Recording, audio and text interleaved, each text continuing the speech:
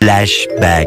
বাড়িতে থাকা সামান্য কিছু উপকরণ দিয়ে এরকম ঠিক ক্রিস্পি ক্রিস্পি চিকেন পটেটো বলের রেসিপিটা আজকে আপনাদের সাথে শেয়ার করছি। এই পটেটো চিজ বলে প্রধান উপকরণই হচ্ছে চিজ। তো এখানে আমি মোজারেলা চিজ ব্যবহার করেছি গুড লাইফ ব্র্যান্ডের। আপনারা যে কোনো ব্র্যান্ডের মোজারেলা চিজটা ব্যবহার করতে পারেন। এবার চিজটাকে আমি ঠিক এই সাইজ করে কিউব কিউব করে কেটে নিয়েছি, একটু বড় সাইজ করে রেখেছি যাতে বেশি হয়। এবার আলুটাকে ম্যাশ করে নেবার পালা। আমি 4-5টা আলু সিদ্ধ করে এভাবে ছাঁকনির সাহায্যে ম্যাশ করে নিয়েছি। এতে করে কিন্তু খুব স্মুথ ভাবে আলুগুলো ম্যাশ হয়। আপনারা চাইলে হাতেও করতে পারেন, তবে আমি পার্সোনালি বলবো এভাবে ছাঁকনিতে করে নিতে। এতে করে কিন্তু খুব সুন্দর মতো আলুটা ম্যাশ হবে। এবার মশলা দেবার পালা। আলুর যে কোনো রেসিপিতে আমি মশলা একটু কম ব্যবহার করে, নর্মালি আলু ভাজা খেতেও আমার ভালো লাগে। তো এখানে আমি প্রথমে ম্যাগির যে মশলাটা রয়েছে সেই মশলাটা সম্পূর্ণ প্যাকে ঢেলে দিয়েছি। এরপরে দিয়েছি 1/2 চামচের মতো ব্ল্যাক পেপার এবং সবশেষে দিয়েছি স্বাদ অনুযায়ী লবণ। যেহেতু আজকের এই চিজ বলটা আমি সম্পূর্ণ ক্রিস্পি ভাবে তৈরি করব, সেজন্য অবশ্যই এখানে প্রধান আরেকটি উপকরণ হলো কর্নফ্লাওয়ার। ভালো একটা বাইন্ডিং এর জন্য আমি এখানে 4 থেকে 5 টেবিল চামচ কর্নফ্লাওয়ার ব্যবহার করেছি।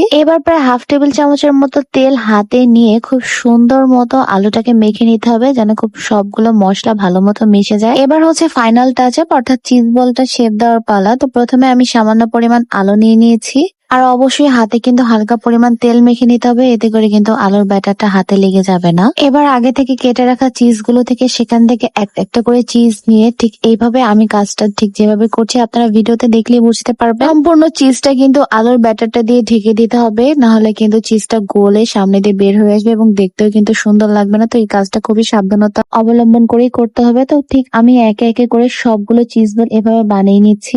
এবার আমি সামান্য ব্রেড ক্রামের উপরে সবগুলো চিজ বল এভাবে ঠিক গুড়িয়ে নিব, এতে করে কিন্তু খুব সুন্দর একটা কালার আসবে। এই পর্যায়ে আপনারা চাইলে ব্রেড ক্রামটাকে স্কিপও করতে পারেন, আবার অনেকে চাইলে কিন্তু বাড়িতেও ব্রেড ক্রাম তৈরি করতে পারেন। যাদের এই রেসিপিটা লাগবে অবশ্যই কমেন্ট করে জানাবেন, ইনশাল্লাহ আমি শেয়ার করব। প্রায় অনেকগুলোই বল হয়ে গিয়েছে, তো আজকে আমি কিন্তু সবগুলো বল ভাজবো না। এখান থেকে অর্ধেকের বেশি বল আমি ফ্রোজেন করে রেখে দেবো, যাতে করে জায়ান্টকে আমি যে কোনো সময় ভেজে দিতে পারি। এবার চিজ বলগুলোকে ভেজে নেবার পালা। তো সেজন্য আমি কড়াইয়ে তেল গরম হতে দিয়েছি। তেলটা কিন্তু আমি ঠিক তেমন একটা গরম করিনি, আপনারা দেখলেই বুঝতে পারবেন। খুব গরম অবস্থায় দিলে কিন্তু ভিতরে চিজটা মেল্ট হবে না আর বাইরে কিন্তু কালার চলে আসবে। এই কারণে এই কাজটা মিডিয়াম টু লো হিটেই করতে হবে। আর যে চিজ বলগুলো আমি ফ্রোজেন করেছি সেগুলো কিন্তু অবশ্যই এয়ারটাইট কন্টেনারে অথবা জিপলক ব্যাগে কিন্তু আপনারা 1.5 থেকে 2 মাস মতো সংরক্ষণ করে খেতে পারবেন। ফাইনালি দেখতে দেখতে কিন্তু গোল্ডেন ব্রাউন করে ভাজাও হয়ে গিয়েছে। শুরুতেই কিন্তু আপনারা শুনতে পেয়েছেন ঠিক কতটা ক্রিস্পি হয়েছে আজকের এই চিজ বলটা, আর ঠিক কতটা চিজি হয়েছে সেটা কিন্তু আব্বুর খাওয়ার স্টাইল দেখলেই আপনারা বুঝতে পারবেন।